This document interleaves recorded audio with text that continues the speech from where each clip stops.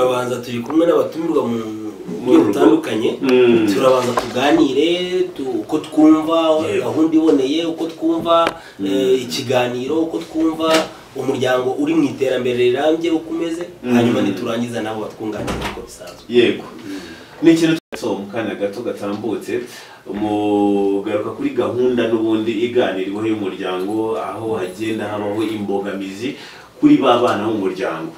Biragaragara ko hari ibyo muri uwo muryango, hari bake mu muryango bashobora kuba bari ibintu baziranyeho, wenda tuvuge nk'umubyeyi umwe babiri bose bo mu rugo bakaba babiziranyeho, ariko bikaza kugira ingaruka nko ku muryango muri rusange. Ari izo ngaruka mwagiye mugarukaho mukavuga ngo nk'abana baterwa inda, ugasanga ariko izo nda batewe ari inda zitateguwe, bikanabagiraho n'ingaruka zikomeye cyane z'ubuzima kuri bo. Ese burya turaza tunareba byinshi mwateguye rero kuri iyo gahunda, n'ubitewe n'uburyo mwagiye muganiraho, n'ubundi munatubwire ikintu cy'ingenzi ushaka kuba nakoraho ni ukureba bivuzweho bikanozwa neza, byatanga iki mu muryango, byagera kwa rya terambere. Impamvu twabivuze, iyo urebye ubona inshuro nyinshi hari amakimbirane ashingiye ku mutungo. Wareba ahantu henshi ugasanga bari kuburana imitungo, wareba hirya hino ugasanga abantu bari kuvuga ku bijyanye n'umutungo, ugasanga hari abantu bahejwe ku mutungo, ndetse wasanga no mu muco rimwe na rimwe abantu tunemera ko ari n'ukuri, wajya kumva umuntu aravuze ngo inka yanjye mu rugo, ingurube yanjye mu rugo, inkoko yanjye. Iyo yanjye rero bituma n'abayitagaho basanga nyine bari kwita ku kintu kitari icyabo. Ibyo ni ikintu kigenda kibangamira iterambere, ko niba umwana yari kwahirira ya nka yuko atariye, wa mwana niba yari kubyuka avuga ati reka ntunganize inkoko ni izacu, yajya no kuyigurisha ntababwire, yajya no kugira ikindi kintu akora ntababwire, iyo yanjye usanga iteka ryose yangiza imiterere iboneye y'umuryango, bikagenda bidindiza iterambere. Niyo mpamvu twateguye insanganyamatsiko mu zindi zose tuzagenda tuganiraho muri iki kiganiro, n'ubundi gifite izina ryitwa Ganira n'umwana wanjye. Ni ukuvuga ngo intego nyamukuru ni ukugira ngo umuryango uhinduke, ugire ubuzima buzima. Yego, tukiri aho bugufi rero duhite bo ubwabo, wenda se kuvuga ngo umuryango hari uko umuntu umwe ufata n'ukundi agenda bufata. Noneho tunarebe n'iterambere rirambye, kugira ngo wa muntu asobanukirwe ikiganiro cyacu nyirizina, hahandi tuva kuri gahunda iganiriwe mu muryango ndetse n'iterambere rirambye. Icyo kintu nyirizina tujye twakinjiramo, ariko wa wundi udukurikiye abashe gusobanukirwa aya magambo. Nanone ni ikaze cyane. Murakoze. Nego. Turashimira Fasako ndetse na Imbuto Foundation bagumye gushyira imbaraga hamwe kugira ngo umuryango nyarwanda wubakike. Umuyobozi wa Fasako yabigarutse ko umuryango ni ishingiro ry'imibereho y'umuntu uri muri sosiyete. Bivuze ngo nta muryango nta sosiyete cyangwa nta gihugu. Niyo mpamvu rero dushima ugutekereza kw'aba bantu bihuje, ubwo ndavuga Fasako na Imbuto Foundation, kugira ngo umuryango nyarwanda uko ubunye kubakika, kuko ugizwe n'umugore, umugabo ndetse n'umwana. Ariko hakaba igihe umuryango waguka, iyo hajeho ba nyirasenge, iyo hajeho ba se wabo, byita umuryango wagutse, ariko wose bitwa umuryango. Iwacu i Rwanda ho bikaza no kugira inyito imwe rusange, umuryango nyarwanda. Ariko umuryango nyarwanda uhereye ku muryango nyirizina, aho mwe navuze umugore n'umugabo. Iyo tuvuze umuryango nyarwanda tuba tuvuze igihugu muri rusange, tuba tuvuze sosiyete yagutse, ariko ishingiye kuri ba bantu batatu: papa, mama, umwana. Kumva umuryango ni ukumvamo umugabo, kumvamo umugore, kumvamo n'umwana. Aho buri wese afite icyo amaze muri wa muryango.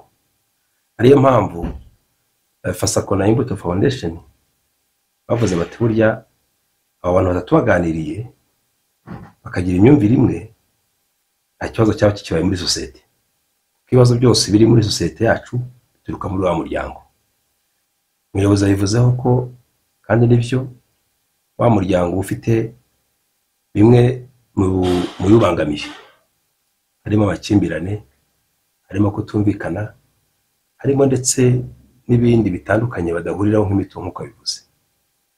Uvuga rero ko iyi nsanganyamatsiko cyangwa se uyu mutwe w'iki kiganiro ari ukuvuga ko ni gahunda iganiriweho, bikagira inyito yabyo ivuga ngo ni ibiganiro bitandukanye, umugore n'umugabo n'abana baganiriye, ariko ntabwo baganiriye gusa, nyuma yo kuganira ibyo bumvikanye.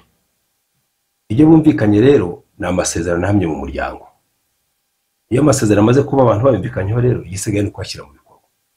Umugore azi ibi, umugabo azi ibi, umwana azi ibi. Ntawishwe kuri ya makuru agenga iterambere rirambye mwavuze ry'umuryango. Ari naryo rero mvuga ko rya terambere rirambye ry'umuryango ni rishingiye ku mibanire myiza hagati y'aba bantu batatu, wa mugore, wa mugabo, wa mwana. Ibyo kandi bigatambuka bigaragaza ubushobozi bigira, ibyo bita kwigira mu bukungu. Kandi bimaze kugira ubukungu, ibindi byose biza kuzaho nyuma biragenda neza. Niyo mpamvu iki kiganiro ari ingenzi mu Banyarwanda, binajyanye n'amateka y'igihugu cyacu. Bagomba kuganira bakagira imyumvire imwe ihamye. Ibi rero nkavuga ko imiryango myinshi yacu y'Abanyarwanda, Afurika ndetse n'ahandi, yewe n'ibibazo byinshi bitandukanye mu iterambere ryaho, bishingiye ku mateka atandukanye, bishingiye ku biganiro bitandukanye cyangwa kutumvikana hagati yabo. Niyo mpamvu rero Fasako Imbuto Foundation bahagurutse batereka noneho two kureba ibintu tutareba abantu. Niyo mpamvu ibi biganiro bihari nyine tugaruka buri munsi. Ibi kandi bikagaragaza ko amateka yo kutaganira neza cyangwa kutumvikana neza hagati y'abagize wa muryango, ndavuga umugabo, umugore, umwana, iyo batumvikana bigira amakimbirane. Kandi amakimbirane ntabwo aguma mu muryango gusa. Wa mugabo afite inshuti mu kabari cyangwa se hakora, ubwo arabijyana ashaka y'amaboko. Umugore nuko arajya kuganyira abo hanze. Umwana bati barantaye nawe ashake bagenzi be. Usange cya kibazo cyavutse mu muryango ntabwo ariho cyagumye honyine, ahubwo cyagiye hirya no hino muri ba nyirasenge, abantu batandukanye. Ubwo ya sosiyete yagutse iri kugenda igira ikibazo. Ariyo mpamvu abatwumva umuryango utunganye umeze neza uganira ku kintu gikomeye bita igenamigambi. Ikizakorwa cyose umugore akazaba azi ko uruhare rwa ruru, umugabo uruhare rwa ruru, umwana urwa ruru. Ibyo rero bituma ikiri imbere ye kije ntabwo bagipfa kuko buri wese akigizeho uruhare. Wenda nkarangira mvuga nti wenda tuye dukomeze no kumva ko iyo tuvuze umuryango ubundi mu Cyongereza ni bedrock of society. Ni kuvuga ngo niho umuryango ni uhetse ibindi byose, ni uhetse igihugu, ni uhetse society. Uwari jewe nawe umunyamakuru tuganira n'uyu muvandimwe n'uriya, twebwe twese duhetswe n'umuryango. Nta muryango ntituba tukiriho, ntabwo tuba turiho. Niyo mpamvu tugomba kuganira kugira ngo wa muryango utekanye. Ubwo rero mvuze gahunda iganiriyeho iterambere rirambye, hanyuma n'umuryango nyirizina, tukavuga noneho naho duhera muri rusange hahandi hanze aha muri society. Twitwa abandi, twitwa abagize uwo muryango mugari, umuryango nyarwanda. Muratwemera rero n'ubundi tuze kugaruka ku cyo turi buze kuganira kuri societe. Mu by'ukuri mugaragaje buri kimwe cyose ku bijyanye n'ibyo mwateguye ku birebana na wa mutwe wacu w'ikiganiro. Ndizera ko ubu ngubu umuntu dukurikiye uteze amatwi 105.7 Country FM, hari n'abadukurikiye kuri internet baca kuri wa3.countryfmlive.com. Ni impande nyinshi nk'uko nagiye mbasha kuzikoraho nanone. Hari burya ikintu twagiye dutekereza tukavuga muri societe. Rero natwe hari ibibazo tugenda twibaza, ari nayo mpamvu mwabigarutseho turavuga ngo turi buze gutanga umurongo nyuma yuko abantu baje kumva kino kiganiro cyacu hari icyo babashije kuba bakuramo. Ese mu by'ukuri tugarutse ku kintu cy'intego z'iki kiganiro kijya gutegurwa, Fasako ikabigiramo uruhare cyane ko Fasako muraza kutubwira nayo ikorera, niba ikorera mu Rwanda hose cyangwa se niba hano iri gukorera mu karere ka Rusizi, Nyamasheke cyangwa se Karongi. Ese intego nyamukuru y'iki kiganiro kugira ngo kibeho yari ihe muri rusange? Intego nyamukuru y'iki kiganiro cyane dufite projet dukorana na Imbuto Foundation yitwa Baho Neza.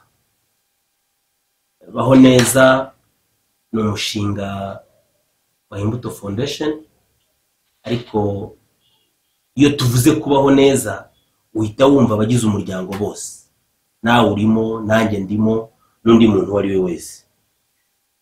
Intego rero nyamukuru, ntiwashobora kuganira cyangwa ntiwashobora kubaho neza udafite igenamigambi nk'uko nabikubwiye, udafite ibikorwa.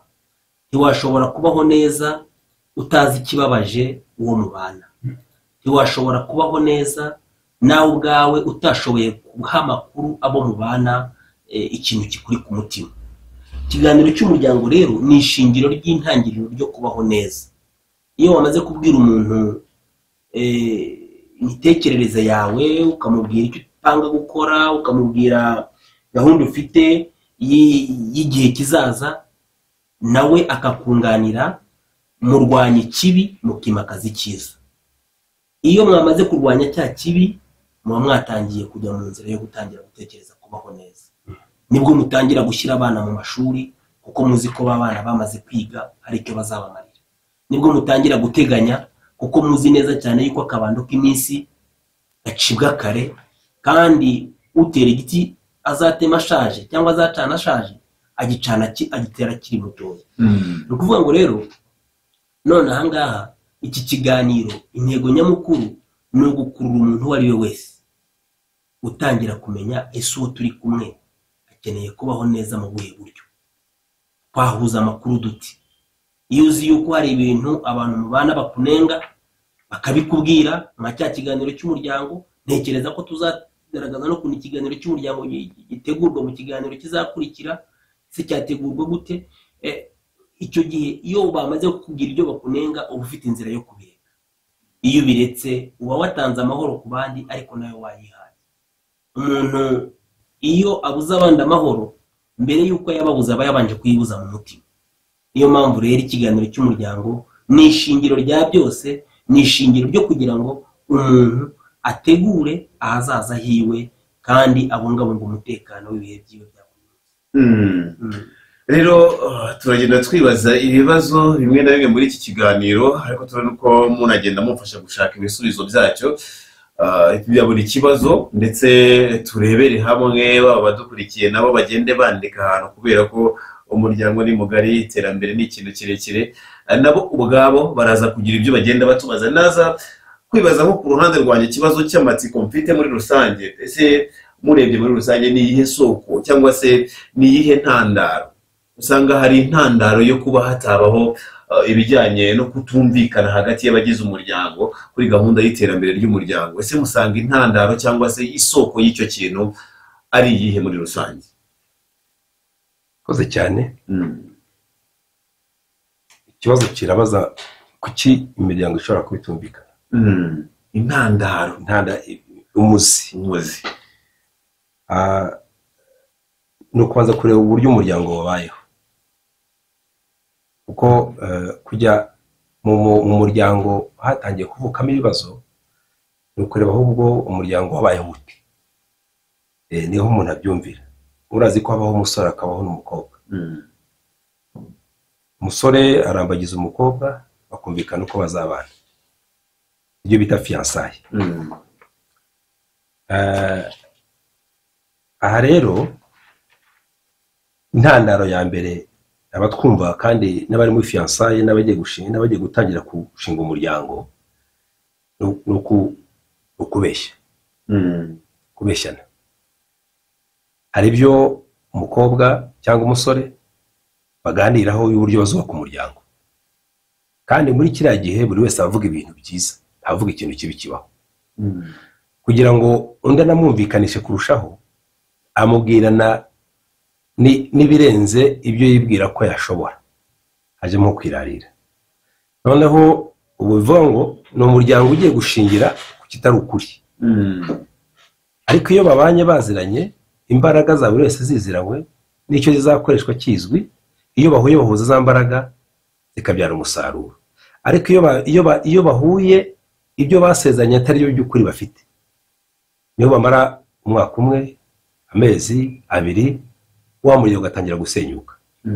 Byanarangira bana mu gihe runaka ugasanga hari mu byumvikanye bazajya bubahiriza babana, ntabwo babyubahirije uko bazakunda undi akazubaha undi atazaca inyuma, uko bazasangira akabisi n'agahiye, uko bazacunga umutungo wabo. Ibyo bundi muri fiyansaye twese ngira ngo wenda nawe duzi wararushinze hari mama byumvikanyeho, ahubwo bigera mu rugo umugore n'umugabo ndetse n'abana, cyane cyane hagati y'umugore n'umugabo bagatangira kutubahiriza ibyo basezeranye.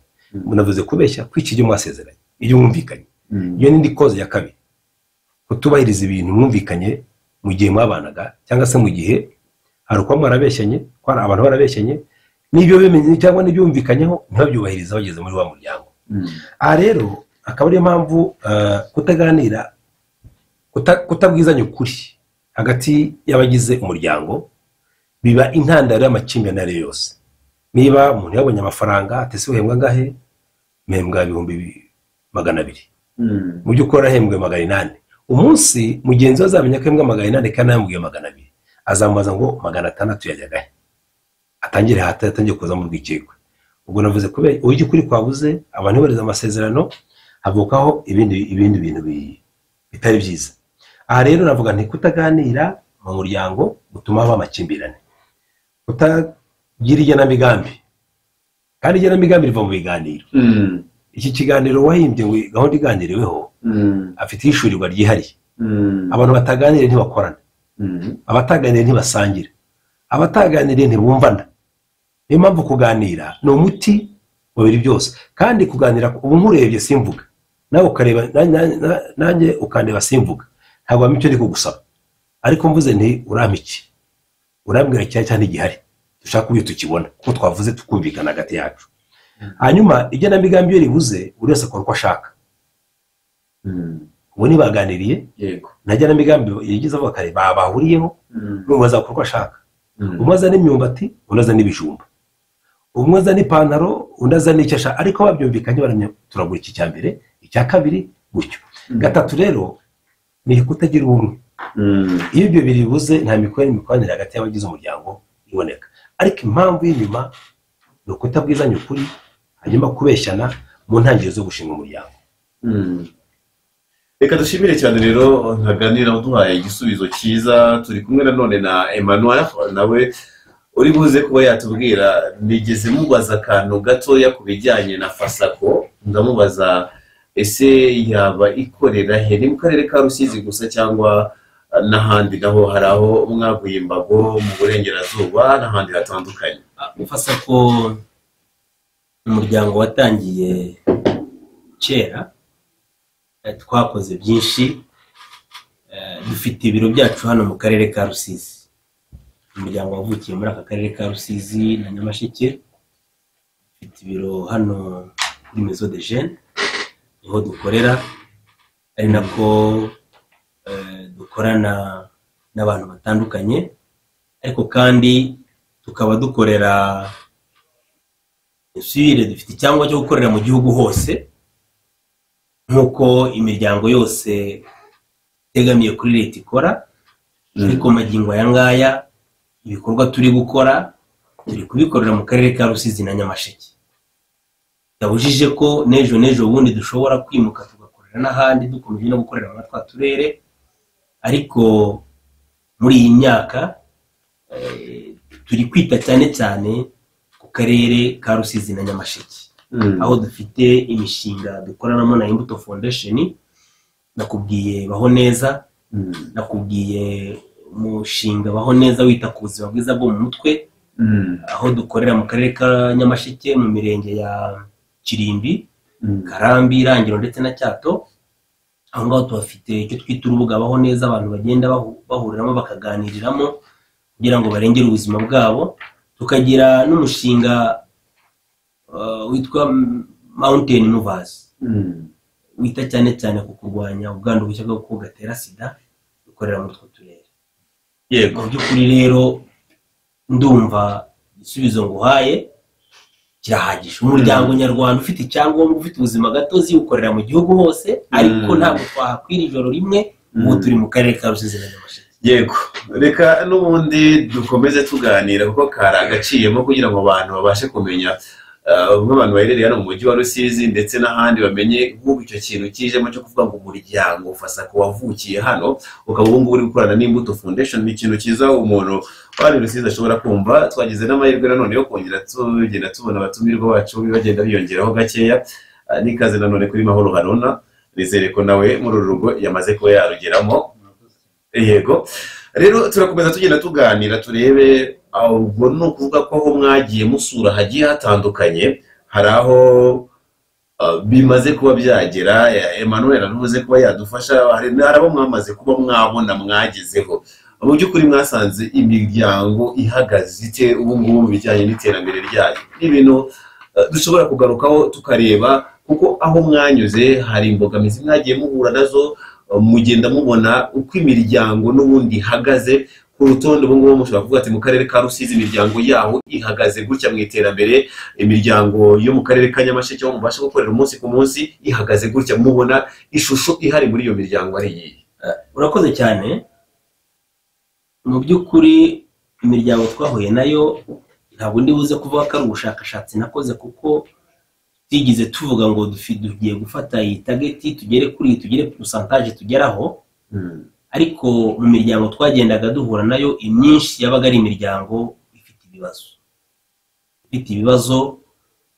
Hari ibibazo byabaga bishingiye ku makimbirane yakomotse ku mwana babaga babyaye, hanyuma wa mwana agahohoterwa, agaterwa inda, ikibazo kigaharirwa umwe muri bo mu babyeyi. Ntabwo ikibazo gihinduka cy'abantu bombi, urumva cyakagombye kuba ari abantu batatu, duvuga papa, mama n'abana. Ariko noneho iyo ikibazo kivutse, rimwe na rimwe usanga cyahariwe umwe muri uwo muryango. Wajya kubona ukabona umugabo ati aha wa mugore we muzi kurera, ubwo amakimbirane akaba aravutse. Wa mwana we umbereye ikiroroge, akamushyira ku karubanda, akamuhereza inzu ye ku giti cye. Twatangiye rero intego nyamukuru kwari ukubanza kugaragaza ko ikibazo kiriho, ariko ari ikibazo kireba sosiyete nyarwanda, atari ikibazo kireba umuryango. Dukora ibyo twitaga guhuza iyo miryango, ibyo twita PAC, Parent Adolescent Communication. Kwari uguhuza wa mwana n'ababyeyi biwe kongera ngo bongere baganire. Mu by'ukuri icyo twabonye aho twashoboye kunyura bakongera bakiyunga bagasubira ku murongo mwiza, muri iyo miryango twashoboye kugeraho, iyo uhageze nawe ubwawe urishima ukanezerwa, kuko wa mwana wavutse ntakiri umwana w'agasozi, yabonye aho agomba kuruhukira mu mutima. Wa mukobwa wabyaye ni ingorane, hari uwabyaye kubera ibishuko, hari uwabyaye afashwe ku ngufu, hari uwabyaye bitewe n'uko yari afite n'amatsiko yo kutamenya. Ibyo nabyo ni ikiganiro cyakagombye kuba gitangwa, tuzabivugaho. Ariko wa mwana agahabwa akato, iyo agarutse mu muryango yongera kumva aruhutse mu mutima. Iyo miryango rero myinshi yatangiye gukora imishinga mito iciriritse. Bafite itungo bahuriyeho, bafite umurima bahuriyeho bahinga, bakavuga bati ibi ni bagabana imirimo. Umwana akavuga ngo ngiye gukora iki n'iki, umwana wari warojwe guteka kongera agateka, umwana wari warojwe kujya ku isoko akongera agatumwa. Wa mwana nawe agatangira kongera kugarura ubwenge no kumva neza cyane yuko nubwo ibyamubayeho ariko agifite ubuzima burambye. Hari benshi muri bo ubu bamaze gushyingirwa, twatekerezaga ko ubwo bahawe akato batazongera kwibukwa, ariko barakuze, barasabwa, barakobwa, barashyingirwa. Ibyo rero ni ikintu twishimira cyane ko tubona iyo miryango mu by'ukuri urebye igeze ku kintu cyiza cyane cyo kongera kumenya gukorera hamwe. Icyo nicyo twishimira, iyo bakorera hamwe nta mpamvu icyo babonye kitabateza imbere, kuko bajya kugikoresha bakiganiriye. Yego, twagize amahirwe rero yo kuba muri iki kiganiro none turi kumwe n'ushinzwe imiyoborere myiza mu murenge wa Nkanka, Mahoro Haruna. Turagaruka ku bibazo akenshi mukunze kugenda muhura nabyo mu buzima bwa buri munsi, ariko ugasanga hari ikintu bita twaganiriye ku muryango, tuganira no ku iterambere, ariko ndemera noneho tujyane kuri cya kintu bita inzitizi z'iterambere muri rusange. Urebye aho waba ukorera umunsi ku munsi usanga inzitizi z'iterambere ku muryango cyangwa se ku muryango muri rusange zaba ari izihe, kubera ko burya mu miyoborere hari ibyo mugenda muhura nabyo ndetse n'imiryango mugenda muhura nayo umunsi ku munsi, ariko usanga hari ikintu gishobora kuba inzitizi zimwe za mbere ku muryango kugira ngo wa muryango ubashe kuba wagira iterambere, na bya biganiro bakunze kuba bagira nk'umuryango hagati bibe bitabaho. Hari ibibaho muri sosiyete hano bugufi, muri twebwe hari ikintu kize mu rubyiruko ntabwo nza kubura kuza kugakomozaho, kuvuga ngo ababyeyi baratwihoreye. Wowe muri rusange nk'ibyo ubona byaba ari ibihe? Murakoze cyane. Icyambere na mbere mbaje gushimira umuryango Fasako kuri ibi biganiro byiza wongeye gutangiza nabwo kugaragara kugira ngo bibere nk'ishusho umubyeyi n'umwana bakwiye kwireberamo, ari nabyo byubaka igihugu cyiza kirimo abaturage beza. Icya kabiri ndabashimira wenda ku uyu mwanya nk'umufashamyumvire, ntabwo wenda ngiye kuvugira urwego kubera ko bica mu zindi nzira, ariko nk'umukozi niwe ushinzwe ibyo bintu warubuze haruguru, umuryango ni imwe mu nshingano dufite yo kurebera hafi umuryango, kumenya ko ubanye neza, kumenya ko nta makimbirane ufite, mbese umuryango ukabaho utuje kandi utekanye. Urumva rero ni ibintu mbamo mu buzima bwa buri munsi. Mwari mubaje ku nzitizi navuga ngo z'iterambere, ariko muhera ko munakomoza ku kijyanye n'ibiganiro bibera mu muryango. Nagira ngo mvuge ko kimwe mu byonnyi bikomeye cyane byibasiye umuryango wa none muri iyi minsi ni ibiganiro. Ni ibiganiro bishingiye ku ki? Abashakanye ubundi bakimara gushakana byakagombye kuba ari ikintu kiri hejuru cyangwa kirenze amarangamutima umugabo afitiye umugore n'umugore afitiye umugabo, kubera ko urugo, umuryango ni umushinga wagutse, ni umushinga munini uruta ibyo ngibyo, uruta ayo marangamutima. Niho tujya niryo shingiro nkurikije icyo itegeko nshinga rivuga, niryo shingiro ry'igihugu umuryango. Rero ni ikintu abantu batagombye kwinjiramo navuga ngo bakijenjekeye.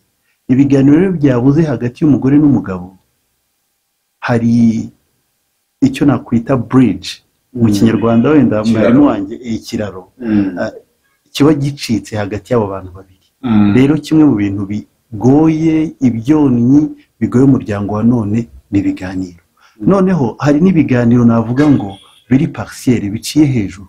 Abo ntibaganire ku bibazo bihari bijyana n'iterambere, bijyana n'uburere bw'abana, ndetse n'ibireba bo babiri bwite, kuko ntabwo ibiganiro bigomba kunyura hejuru. Icya gatatu kibereye inzitizi ni ukuba nkore neza abandebera, wenda mbivuge gutyo, ni intero abanyarwanda twese tuzi. Ngewe nk'umubyeyi w'umupapa, umubyeyi w'umumama, dukwiye kuba dutanga rugero ki ku bana tubyara, ariko tugatanga rugero ki ku isibo dutuyemo, tugatanga rugero ki ku mudugudu dutuyemo. Twese iyo tubaye beza birangira igihugu kibaye cyiza, birangira isi ibaye nziza. Reka nisunge imvugo ikoreshwa n'abahanga, ivugitse mu cyongereza ariko ndagenekereza kwigira mu kinyarwanda, aho bavuga ko buri muntu wese aramutse ashoboye gukubura ku irembo rye, yarangira isi yose igize isuku, ahantu hose yasukuye. Ariko ni abantu bake bashobora gufata iya mbere kuba intangarugero, ahubwo tugashaka kuva mu rugero ku bandi. Ibi nabyo nkavuga ko ni kimwe mu bintu bigoye umuryango. Icya gatatu wenda ubwo nagerageje kuvunagura kugira ngo n'abandi baze gutanga ibitekerezo kuri ino ngingo, ni ikintu gikomeye cyane. Harimo ikintu navuga ngo kuba abantu ntibindeba, kutajya mu nshingano, kuko nk'umubyeyi w'umugabo afite inshingano zingana 100%, n'izo umubyeyi w'umugore afite zingana 100%, ndetse n'izo abana bafite mu rugo, ko twese iyo twamaze gukora umuryango tuba dutahiriza umugozi umwe.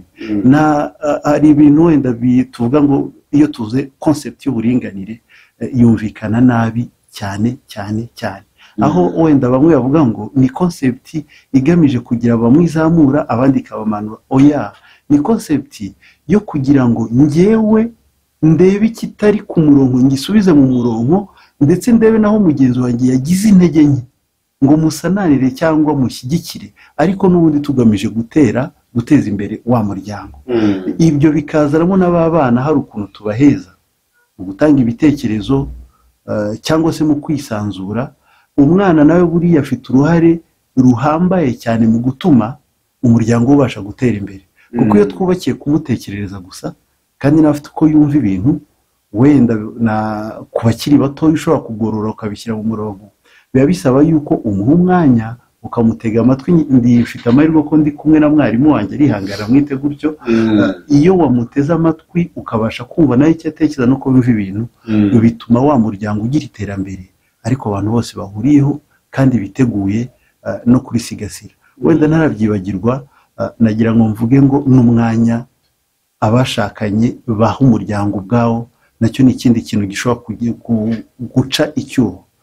Ngira ngo iyo abantu tuwufashe umwanya tugahugira mu kazi gusa cyangwa tugahugira mu bishobora gutunga wa muryango, bishobora gutunga urugo, nibyo uragenda ubihaho ubibone, ariko nta mwanya uzongera kubona kugaruka kugenzura no kureba bya bintu wahashye, wa mwanya washyize, wa mutima washyize guhahira umuryango, umusaruro wavuyemo ukoreshwa gute, mu buhe buryo kugira ngo iryo terambere navuga ngo rivunanye wagezeho mu buryo bugoranye ribashe nibura kuza gutanga umusaruro. Kuko ntekereza ko umwanya ni ikintu gikomeye, navuga ngo ku burere mbonezamutima ni ikintu gikomeye mu kuzamura urukundo hagati y'abashakanye. Umwanya buriya iyo uvuze umwanya ni ikintu gihambaye. Rero ngerageje guhina amagambo ku cyanjye giti, wenda n'abandi bari butanga ibitekerezo, ntekereza ko ari icyo, ariko simvuze ku biyobyabwenge, simvuze ku businzi bukabije, simvuze kuri ya mico mibi yo gucana inyuma kw'abashakanye.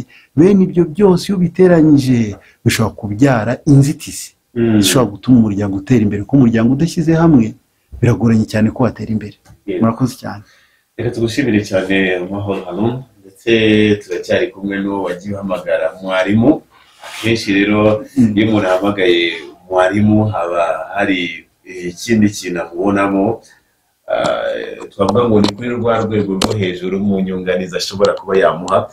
Ni nayo mpamvu rero uyu mwanya tumuhaye yunganire za nzitizi ndetse na bya bibazo bishobora kuba byaba mu muryango n'ubundi nyirizina, cyangwa se bigatsikamira iterambere, ariko nanone agaruke kuri rwa rubyaro, kuko Haruna yakoze ku muryango cyane, akora ku mugabo n'umugore n'abana, ariko noneho mwarimu nk'uko yabivuze naganira tugire rero ku rubyaro, izo mbogamizi ziba ari izihe.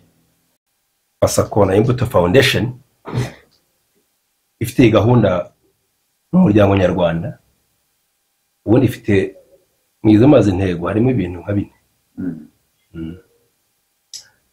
Ibi biganiro tuganira n'aba bayobozi bari kureba ngo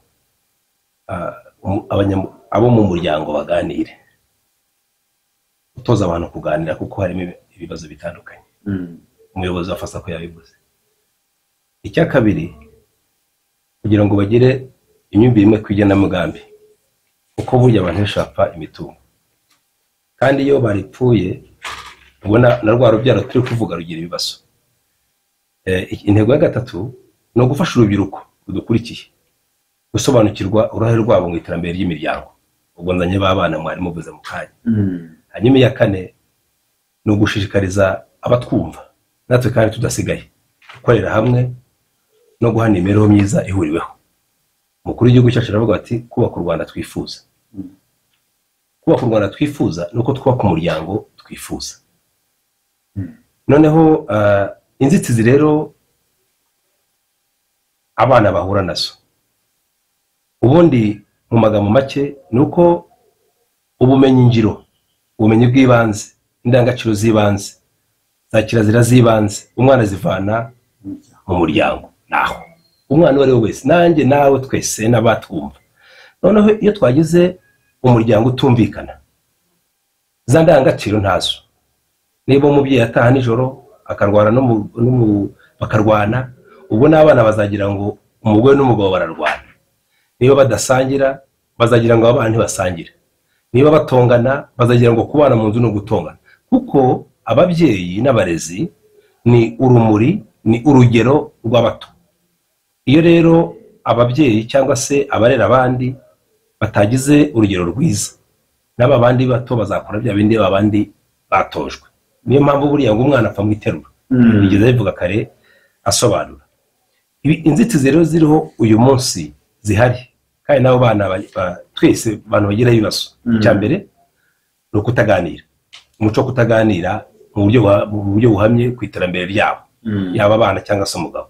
Icya kabiri ni amakimbirane aturutse ku kutumvikana ku mitungo, burya imitungo izana ikindi kibazo. Icya gatatu ni ubumenyi buke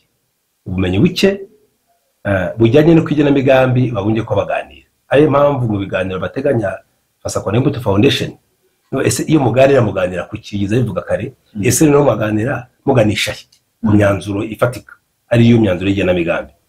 Hanyuma ikindi gisigaye kiriho ahantu hatandukanye ni ihohoterwa rikorerwa abana ndetse n'abagore ahantu hatandukanye mu muryango.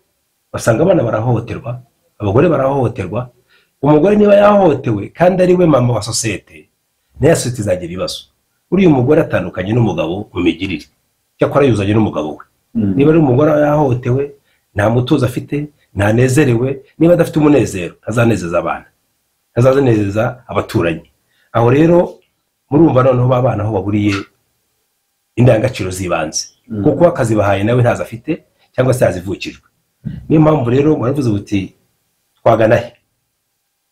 Aho twagana yabivuze kare no guteza imbere umuco wo kuganira mu muryango.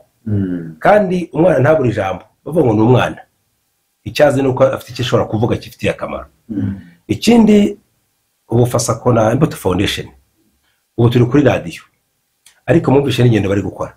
Barafite na gahunda yo kugenda bahuza amatsinda y'imiryango bakaganira, bakamenya ngo iyo baganiriye umuryango ugiye ku wundi, kuko bose uzi ko hari ibibazo bisa cyangwa se ibibazo bitandukanye.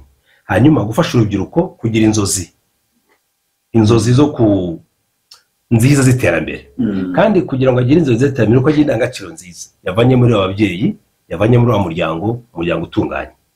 Ibi rero bizadufasha kugenda tugabanya inzitizi zimwe zigenda zigaragaza yuko iterambere ry'umuryango ritihuta. Nabona nagera kugira ngo mwumve ko mu ijambo rimwe umuryango niwe soko y'ibindi byose biriho mu gihugu.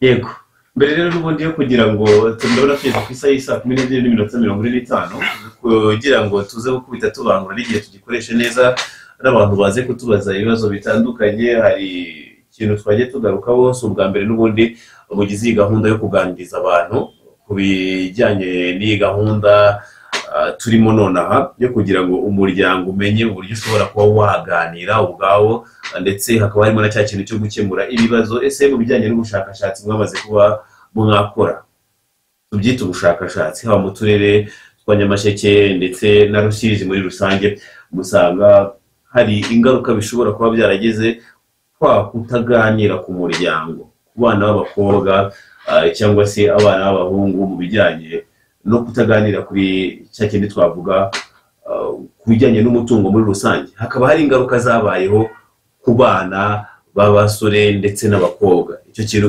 n'umuryango kikabaho ingaruka nyinshi. Ingaruka nyinshi cyane.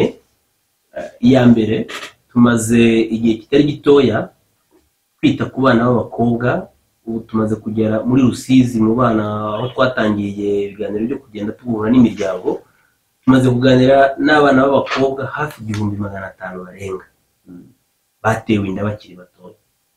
Ni ikibazo gikomeye. Iyo ubajije ikibitera, ya gahunda yo kutaboneka kw'ababyeyi mu miryango irimo. Ntabwo abana baganirizwa ku mibereho yabo ya buri munsi n'imikurire yabo. Ntabwo bashobora kubwirwa, yabivuze neza, kirazira icyo bagomba kuba birinda, ariko kandi ntibanamenya igihe bageze mu ikigero bagezemo. Baheruka bajya ku ishuri, utabonetse kujya ku ishuri ntabwo azabona kirazira ikomoka ku babyeyi. Niba rero umubyeyi ataguhaye kirazira, biroroshye gushukwa. Iyo ni ingaruka ya mbere. Ingaruka ya kabiri mbi yabonetse, hari ababana mubona mu mihanda. Ababana mubona mu mihanda, nagerageje kugenda nshakisha mbaza buri mwana harya ukomoka he, uwo kwande, basanga ntago ari umuryango wa wundi wavuga ngo utishoboye cyangwa se sinzi ukuntu nabivuga, wabuze babana. Uri buze gusanga umwana arakubwira ati yewe burya no kubana na papa na mama birangoye, bahora barwana umunsi ku wundi, bahora barwana, nahisemo kubahunga kugira ngo ndebe ko nagira umutekano.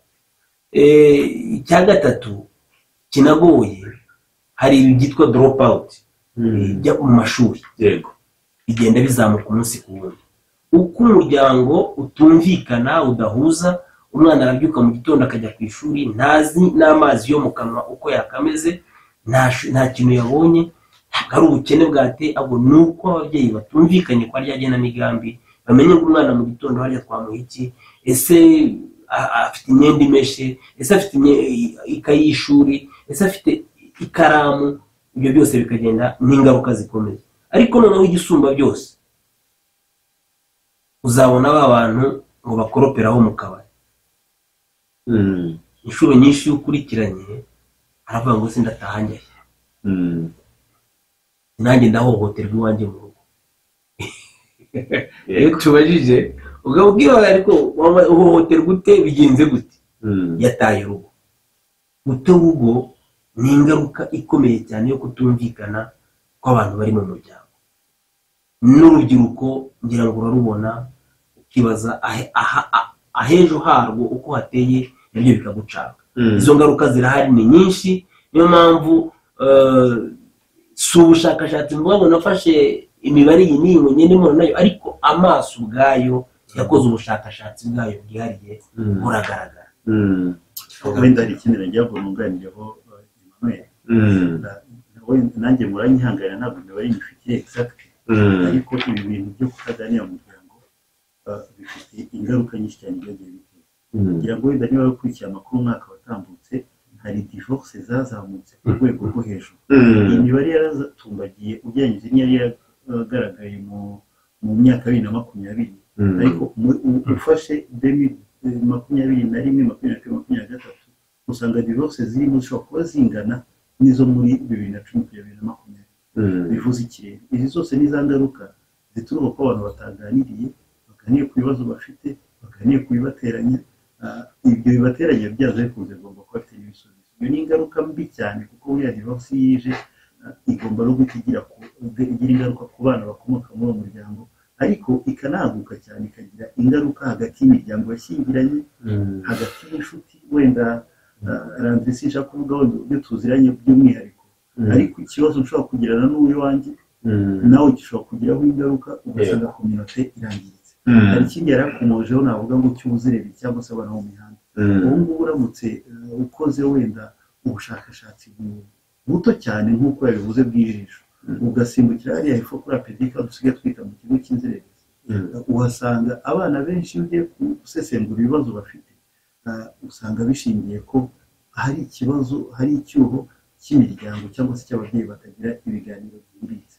Ariko hari n'ikindi wenda ngira ngo nkomozeho, noneho bigira ingaruka zihariye ku bantu bakiri batoya, ku bana b'abandi bari munsi y'imyaka 5. Hari ibintu leta imaze iminsi navuga ngo ikangurira abantu, bari byo byita starting and wasting, ni igwingira muri rusange. Kandi igwingira rimwe na rimwe uzasanga ritafite aho rihuriye wenda na mikoro make. Abanyarwanda dufite ubutaka bwiza, nk'uko bivuze ngewe nkorera mu murenge utari umujyi, uratembera ukabona ko iki kibazo ntabwo gishingiye kuko ubushobozi wenda budahari, ahubwo gishingiye ko ari imyumvire ikiri hasi. ari na wenda nabyira fasako ariko n'izindi nzego zose bireba ko ari igihe cyo gukora ubukangurambaga bwimbitse kugira ngo ibi biganiro bigenda bikagira n'ingaruka zo gutuma umuntu adashobora kumenya uburyo ahinga dodo, uburyo umuntu ashobora guteka yandyo yuzuye, uburyo umuntu ashobora gukarabya umwana, kumugirira isuku, kuganira no kumwereka rwa rukundo rwa rugunga, bituma umwana atagwingira. Rero zimwe mu ngaruka zishobora gukomoka kuri ibi nk'uko yari abivuze, harimo n'ibyo gwingira rishobora kuba ku mwana, kandi umwana ugwingiye muri iki gihe tuvuga ko hari iminsi umwana agomba kuba abayeho neza, ku munsi agisamwa nibura kugeza ku munsi w'igihumbi. Ariko ntabwo ari uw'igihumbi gusa, dukurikije icyo bita SDGs, ni Sustainable Development Goals, itubwira itwereka ko umwana wese uri munsi y'imyaka 5 aba agifite ibibazo bikomeye cyane byo guhura n'igwingira kandi umwana ugwingiye muri iki gihe bizagorana cyane ko azajya kugira umusaruro mwiza wifuzwaho mu myaka iri imbere yarahuye n'iki kibazo. Rero harageze ko ikiganiro mu muryango kigomba kwimakazwa ku nyungu y'uwo muryango muri rusange n'igihugu muri rusange. Yego, urakoze cyane rero Mahoro Haruna. Njyewe nk'ikibazo ubundi iyo ndi hano mba ndi kureberera abantu bari inyuma y'iki kibuga. Ikibazo nabaza mu bibazo byanjye bya nyuma kugira ngo dusabe n'abantu baba 2-3 bari hanze naho batubaza ibibazo bifuza kuba batubaza. Ikibazo cya nyuma kirabareba mwese muri buze kugiharirana bitewe n'umwe muri mwe ubumenya bagiye agifiteho, kuko ni ikibazo n'ubundi kiri buze kugaruka mu muryango muri rusange. Ese tumaze kurebera hamwe ku bijyanye n'umuryango, tukareba ku Mbuto Foundation, tukareba kuri Fasako muri rusange, muteganya iki kugira ngo abantu benshi burya babashe kuba bagira gutya basobanukirwe ku bijyanye n'akamaro ko kugira gahunda yumvikanyweho ariko mu bijyanye n'iterambere ry'umuryango?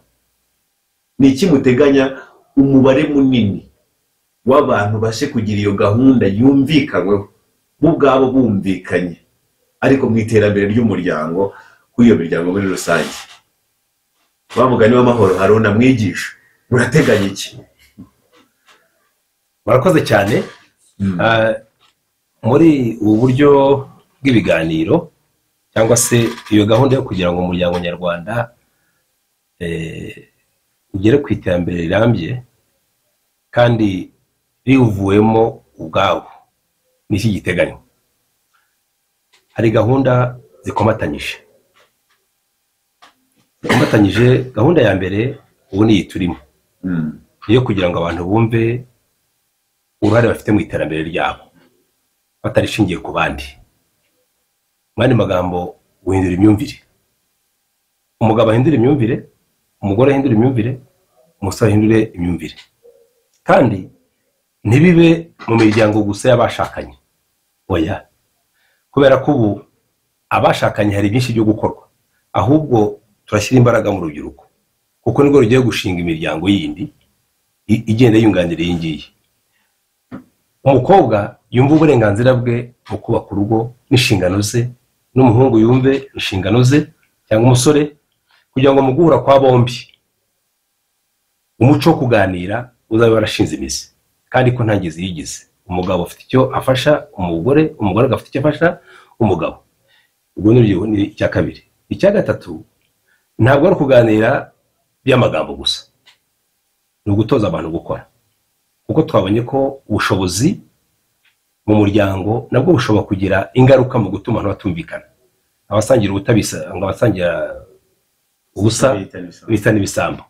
Icyo gihe rero gahunda igihugu gifite ni yuko abantu bahanira kwigira ubushobozi buri muntu wese ashoboye gukora cyangwa ashoboye kugeraho afatanyije n'undi, kandi bigatuma barera na mwana akazamuka afite ubushobozi. Icya nyuma ni ikintu cyo kubaka ubumwe n'ubufatanye mu muryango. Ni igikorwa sinatwe twenyine Fasako Imbuto Foundation, ahubwo ni gahunda rusange y'igihugu, natwe tugashyiramo umusanzu wo kugira ngo abantu bumve ko bashyize hamwe aribwo bagera kurushaho icyo bakora. Ariko hayibandwa ngo ni irihe igenamigambi rihuriweho n'abo bantu rigaragaza bwa bumwe bw'umugore n'umugabo n'abana. Icyo gihe ibyo uko bigenda tubigeraho bizakemura byinshi mu kwiteza imbere k'umuryango n'umuryango nyarwanda muri rusange. Icyo navuga kindi giteganijwe, ariko tunabisaba kubera ko tuzabishyira mu bikorwa, ahubwo ni wewe ubuzima bwawe ugiri hano kuri radio, niba wumva koko bikenewe ko nawe ubona ko umuryango ugomba kuba mwiza, iyo uvuga ngo banyarwandakazi umuganirire mu muryango. Hanyuma nsaba na pasiteri uko twumva, nsaba na gitifu ujya mu nteko y'abaturage, iryo ryonyine ritambuke mu mpande zose, na PSF impande zose, urwego urimo, nta wundi mukoro tuguhaye nzajya mpora nkumva arandiri mu gitondo ndajya ngutega amatwi, yego nzajya numva ko usoje uvuga ngo nyabuneka mugabo mugore wijya mu kazi utaganiriye n'umuryango wawe n'iminota byibura n'umunota umwe, ariko ubwira umugore aho ugiye icyo ugiye gukora kandi utaha raporo. Ako kantu karahari. izo ni inshingano zanjye, ubwo murimo ndawerejwe. wenda nanjye kandi cyegerwa gifite hari ikintu bavuga iyo uramutse ukoze ikintu ukinkoreye ariko igihe ntagifitemo uruhare ubwo icyo kintu kiba kindwanya. ni imvugo imenyerewe cyane abantu bajya bakoresha. icyo bishatse gusigura ni iki hano, ni uko niba hari ibintu umuryango wateganyije gukora wagombye gutuma abantu bose bireba babigiramo uruhare mu gutanga ibitekerezo. ubwo ndavuga abo papa na mama ndetse n'abana. ikindi kuri igenamigambi tuvuga byagombye kuba ari igenamigambi ryumvikana, ari ikintu abantu bahuriyeho, buri wese bose bareba mu cyerekezo kimwe, umwe ntaba areba ahazamuka undi areba ahamanuka kugira ngo abantu ntaho bahurira. noneho ari na inclusivity, buri wese akagomba kugiramo uruhare. njyewe ndashyiramo uruhare wenda rw'ibitekerezo rw'imbaraga, ariko na mugenzi wanjye rugo ari buze gushyiraho, ari nabyo bizazana wa muco wo kubisigasira abantu ntibabyangize, noneho akaba ari ibintu bibyara umusaruro. kuko hariho n'imishinga cyangwa hariho n'ibiganiro abantu baganira nk'uko mwarimu yarabivuze, ugasanga n'ubundi n'ibiganiro bisigara mu magambo gusa. ariko wenda hari akandi nagira ngo nanjye nongereho, hari no kubwira abantu amahirwe igihugu cyashyizeho kugira ngo babashe no kwiteza imbere. icyo nacyo kiriho, umuntu akaba ari aho ngaho gusa ariko adashobora kumenya n'amahirwe ahari. ayo mahirwe arahari, ashakirwa hehe, ndayabaza gute, ndayakoresha gute, kandi yayakoresha cyangwa yabyaza umusaruro akaba yabasha gutera imbere. rero nk'uko hari agaterime kagiye kavuga mu cyambere ni amakuru wenda hano ntigakora, ariko ni ibintu biri mu banyarwanda benshi. yongere n'imiryango uri kutwumva ahantu hose yicaye, haba mu mujyi cyangwa se mu cyaro. cyambere ni amakuru ku kijyanye n'iterambere twese duharanira umunsi ku wundi. umenya amakuru ashobora kuba yaguteza imbere, umenya amakuru meza, umenye n'aho kuyakura. kugira ngo Manuel mu myaka yatambutse sinibuka ari ingahe tuba tuvuga ngo hari high risk zone, ahantu umwana ashobora kujya ukavuga ati ubu nubwo agiye hano arahahurira n'ibibazo. ariko naho umubyeyi ashobora kujya akavuga ati umubyeyi utangiye kujya aha ngaha arahahurira n'ibibazo ari buze kugarura umuryango. izo high risk abantu bazimenye bazirinde, ahubwo tumenye aho gushakira amakuru. aho amakuru ashakirwa wenda Imana imbabarire singiye guca imanza, ariko ntabwo amakuru meza ashobora gushakirwa mu kabari gusa. yari atanze urugero rwo mu rusengero, avuze ikintu cyiza ngira ngo mbwire abantu. icyo ari cyo twebwe twita inteko z'abaturage. hariya mu nteko z'abaturage ni uburyo cyangwa ni platform leta yashyizeho kugira ngo abaturage baganire n'abayobozi, baganire kuri ibibazo birimo, ariko banababwire ibisubizo bihari bishobora gutuma iterambere ribaho, noneho cyane cyane rikiza umuryango ku kintu cyose kibangamiye umuryango, kibangamiye igihugu.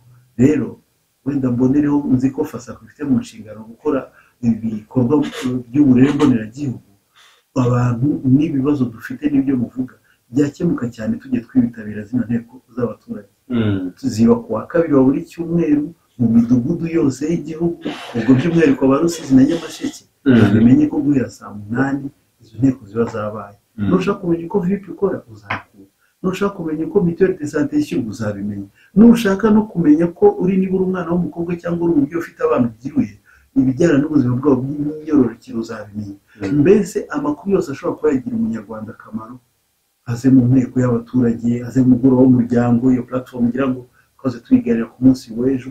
ariko hari na gahunda nziza wenda ngira ngo mbwire abantu, none ureba abana b'abakobwa gusa yitwa Mba Hafi Mubyeyi. naho ni imwe muri gahunda aho abantu baganira n'abakobwa 2 mu kwezi, tukaganira abo bana bageze mu kigero cy'ubwangavu, kugira ngo ibintu byose ushobora kuba byabangamiye iterambere ry'umuryango abantu bagerageza kubitekerezaho no kubishyira mu bikorwa. ahubwo n'abo bantu nabo mbona ko kugira ngo bimuze mu byumve mu bitega amatwi, nk'uko n'ubundi FASACO nayifatanyije na Imbuto Foundation yaduhamagaye aha ngaha, ariko hari n'ahandi noneho abantu bagenda kubasaka kandi ku buntu.